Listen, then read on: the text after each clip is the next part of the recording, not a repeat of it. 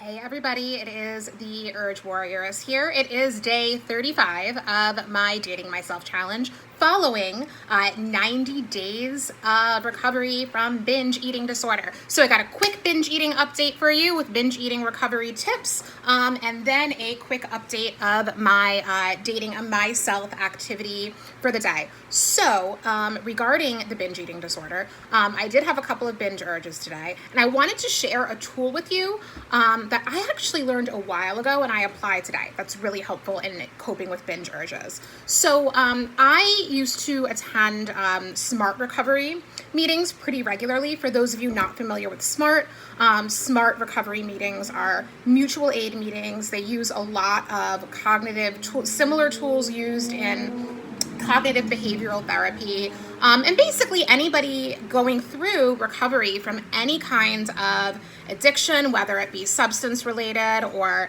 behavioral, everybody is welcome in SMART recovery. And part of what they teach in SMART recovery are tips for coping with urges. And one of the tips they have is to do something called urge surfing, which is basically not to put too much energy into resisting the urge, but to observe it and to kind of observe it like rise and fall, right? Like a wave, right? Like it comes crashing in and then it kind of falls, because ultimately it does fall. And honestly, today with each of the urges I had, it fell like that wave like rose and crested in like a minute or two.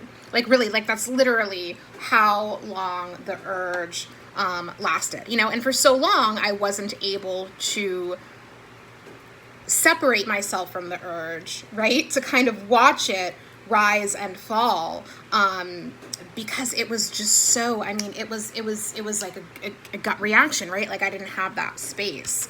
But having all of this time in recovery now and really focusing on mindfulness and understanding how the disorder kind of co-opted the parasite part of my brain, like that helps me give the space to kind of step by and see it. And as I was visualizing the urge, okay, it's peaking. All right, now it's coming down. I just took deep breaths, kind of like the ocean floor. And there the urge went, and it was gone. And I have a binge-free day. And I will have a binge-free day because I'm confident that should that happen again, I will use that tool. So there's the binge eating tip for the day, urge surfing. And my dating myself activity I have not gotten to do yet. I had a very busy day, but I had a life coaching session today. And there were a couple of quotes that my life coach shared with me that I am going to put on my quote wall and meditate with a little bit tonight. And I want to share them with you because I think they are really relevant to a lot of journeys that many of us are going through. So this is the first quote. Just because you were created one way does not mean you need to create the rest of your life that way. And basically what that's related to are old patterns and beliefs, right? Sometimes we develop beliefs about ourselves that feel very real because they're based on past experience, and maybe perhaps they're based on the way that we've always identified. But as I've mentioned before, as human beings, we have neuroplasticity, right? Our brains are always changing. Our behavior can always change. And as our behavior changes, we help mold our brain too. And you're never, ever, ever, as long as you're alive, as long as you're here among us with a heartbeat, that never stops, right? Like you're never, ever, ever too old to change.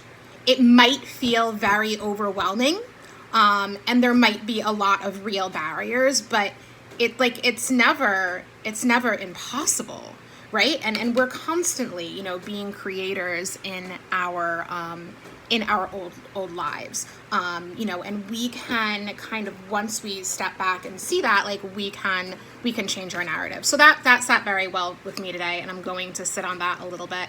And another quote that really stuck with me is being happy isn't a fruit of the soul.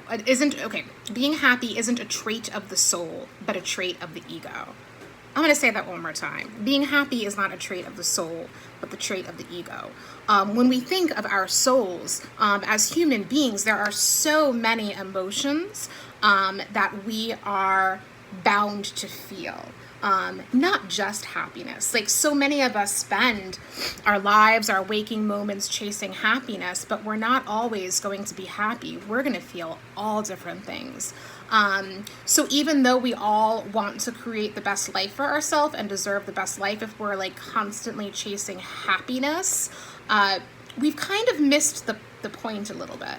That being said, when we do feel happy and and joy, so important to sit with it. But yeah, if we're like constantly chasing after something, and if we're afraid to feel uncomfortable emotions, like, we're missing out on something existentially, and that's something really good to sit with too.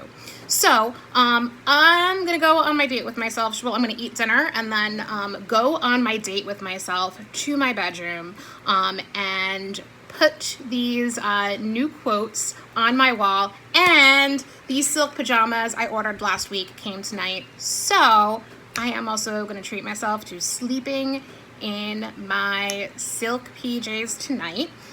So those are my dating myself activities for the rest of the evening.